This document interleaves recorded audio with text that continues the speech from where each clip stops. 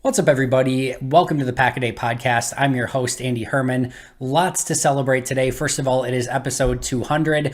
Thank you to those of you who have joined me throughout this crazy adventure so far. Whether this is your first episode or you've joined me for all 200 or anything in between, I thank you so incredibly much. It's been a ton of fun so far, and I have no plans of stopping in the foreseeable future. So appreciate you all very, very much. And again, welcome into episode 200. So the other big thing, of course, is it's opening day in baseball. I know this is a football podcast, but go Brewers, and hopefully it is an amazingly fun baseball season. And I think a lot of people in Wisconsin, myself included, are always just hoping that the Brewers are good enough to get us into football season. So if they can stay relevant, at least until September, that would be amazing. But to whatever team you're cheering for, best of luck this season. Unless, of course, it's the Cubs, then screw you. Go Brewers. But and I say in jest, enjoy baseball season. I know I certainly will as well. And I'm certainly looking forward to opening day today. Brewers, Twins, Miller Park. Can't wait. I won't be there, but I will be in Milwaukee watching with friends. So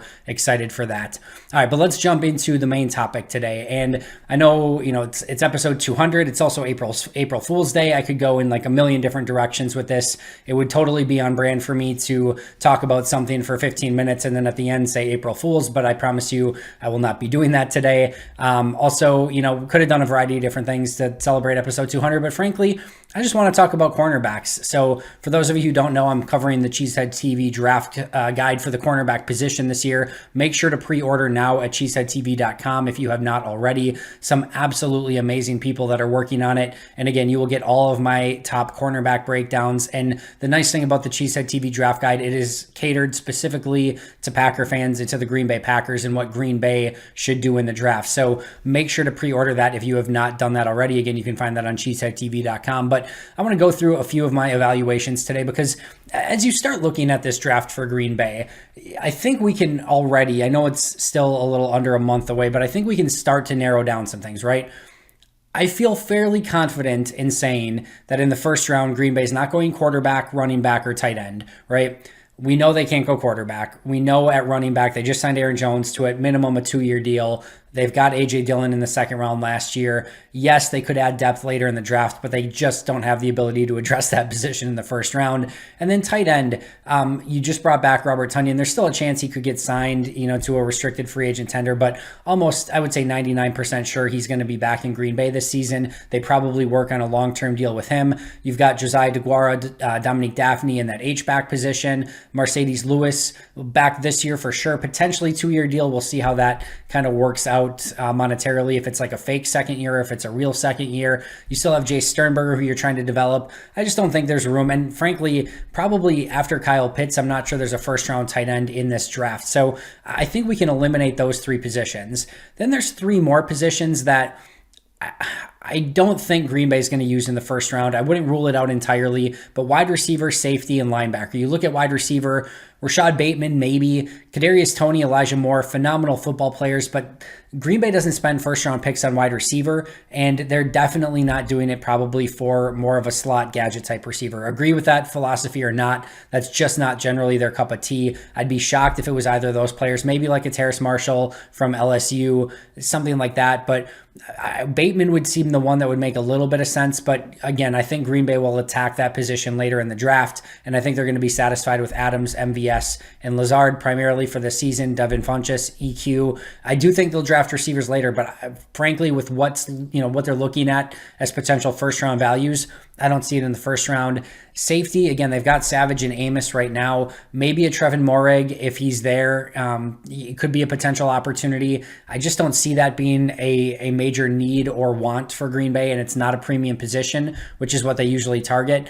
Linebacker, they've not addressed the position. They've had opportunities to get players like a Patrick Queen a season ago, and they haven't done it. They just drafted, last year, obviously, in the 5th round, and then they also used an undrafted free agent that worked out very, very very well. So that position, whether it's Kamal Martin, who knows what kind of happens at that position moving forward. But I don't see linebacker being the direction that they ultimately go with in the first round after basically ignoring it and not spending premium positions. It picks on it since going back to AJ Hawk, really. So maybe a Jamin Davis could be someone, at Xavier Collins, Jeremiah Owusu-Koramoah, Nick Bolton. All those could be possibilities, but I would say that it's more likely than not that Green Bay doesn't go linebacker. So that leaves 4 positions that I think Green Bay could attack in this draft. Offensive lineman, obviously, I think that goes without saying. Cornerback goes without saying. Defensive lineman, I'm not sure that there's going to be the player there at pick 29. Maybe if they move down, they potentially could have their choice of the best, whoever they think is the best defensive lineman in the draft. So that could be one benefit that, they get their guy. At the same token, it's just not a top-heavy defensive line draft. So I don't necessarily see them going in that direction. And then edge rusher, potentially, I would never rule it out for them. Preston Smith potentially gone next season. Zadarius Smith, has a contract that they're either going to have to extend, restructure something, or potentially cut if he plays poorly this season.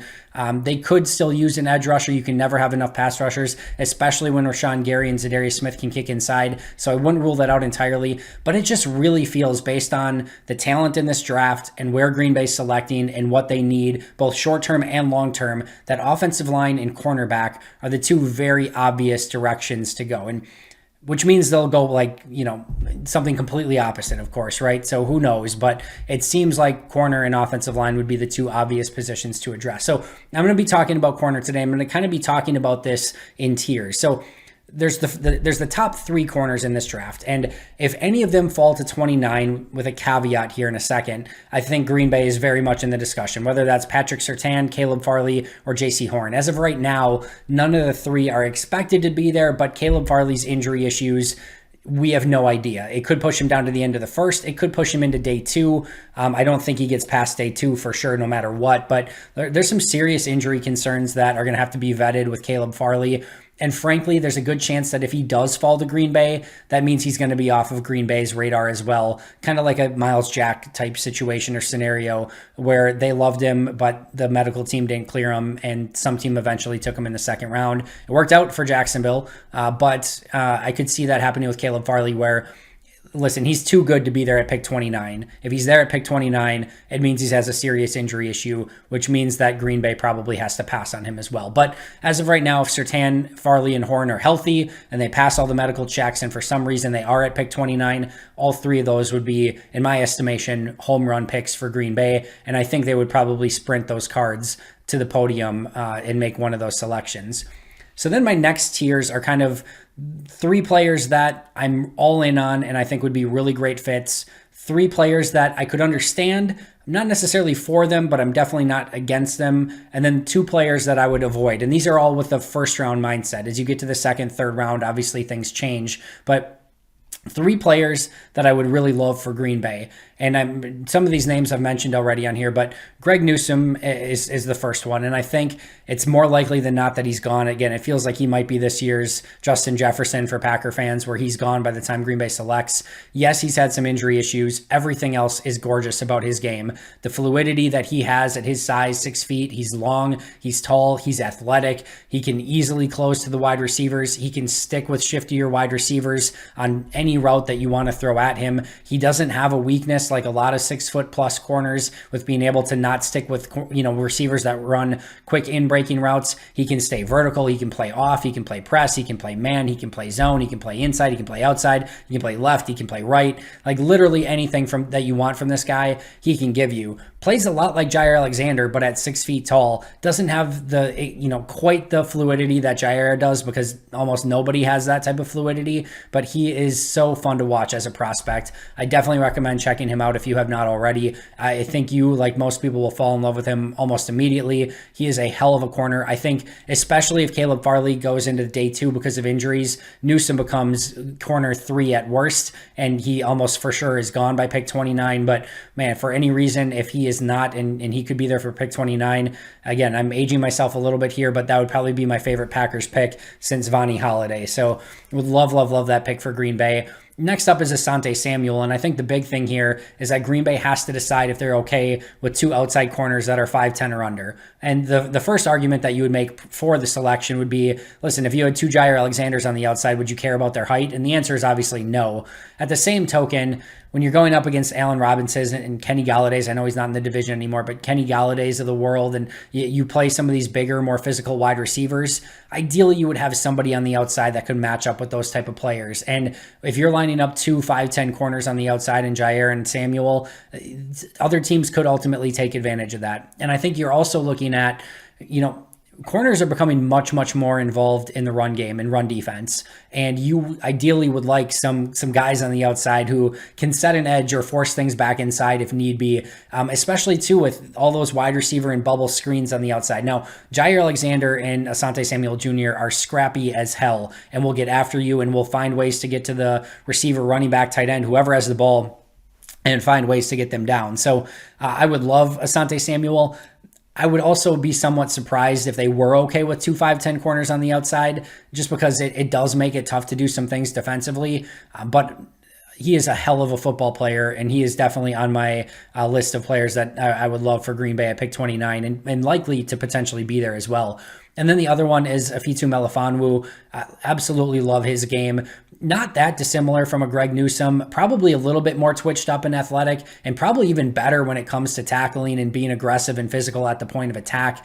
Definitely doesn't have quite the fluidity that a Greg Newsome does, but he's still fluid enough to stick with wide receivers. Watch him against North Carolina. That is a really fun tape to watch. Fell in love with him almost immediately. Frankly, I don't think there's anything that Melifonwu can't do. And I think if this is somebody that played at Alabama or wherever, like a big SEC school, I think he's a top 20 pick and in the conversation with Newsome and Farley and Surtain and everyone else. I think the fact that his brother basically sucked in the NFL and tanked out relatively quickly, and the fact that he went to Syracuse is the only thing that's holding him back. I think this is a first round grade for me every day of the year, every draft ever. He has every skill and trait that you would want. And I think he would be a no-brainer pick for Green Bay at pick 29. So those are the players that I do want. A few players that I would understand that would not be quote unquote on my list of players I would be hoping for at pick 29. Eric Stokes, first of all, for Georgia, I would get it. As I mentioned in the draft breakdown, I think he has a little bit of Sam Shields to his game. Very fast, very athletic. In a way, there's some of the Kevin King deficiencies where he's got the speed and the long speed, and he's not Kevin King tall, but he's 6 feet tall, and plays press man. But you don't see him quite as fluid. I guess the change of direction is what you don't quite see always out of Stokes. And I think, again, more nuanced route runners, your Terry McLaurins, your Adam Thielens, your Stephon Diggses. Thankfully, he doesn't have to ever go up against Devontae Adams if he's a Packer. But those type of receivers, I think, are going to give Stokes a lot of trouble. I think you could do a lot worse than Eric Stokes as your number 2 corner on the outside opposite Jair Alexander. He has a ton of upside, a ton of potential. Would certainly understand that selection. I don't think he's a perfect scheme fit for this Vic Fangio, style of defense, Brandon Staley style, whatever you want to call it. But I do think that he has all the athletic traits that you can train him up on it, and he ultimately could become a very good complement to Jair Alexander over time. I talked about Kelvin Joseph yesterday. He had a fantastic testing in Pro Day. He showed out. Again, he has every trait that you would want. Super high upside. This is your risk reward guy. And again, this is a type of player that Green Bay loves. Position of need, position of value. It is one of the most important positions which they generally target. And this is somebody who has ultra traits where if he was just a little bit more refined as a corner, again, you're talking about a top 15 guy and you're talking in that Greg Newsome, Caleb Farley, Patrick Surtain sort of range. Go and watch his Alabama tape, one of the few corners that was able to stick with Devontae Smith and actually have good coverage grades against Alabama. You see the upside. Now go watch Florida and it's a freaking nightmare. So this is your boom bust type prospect.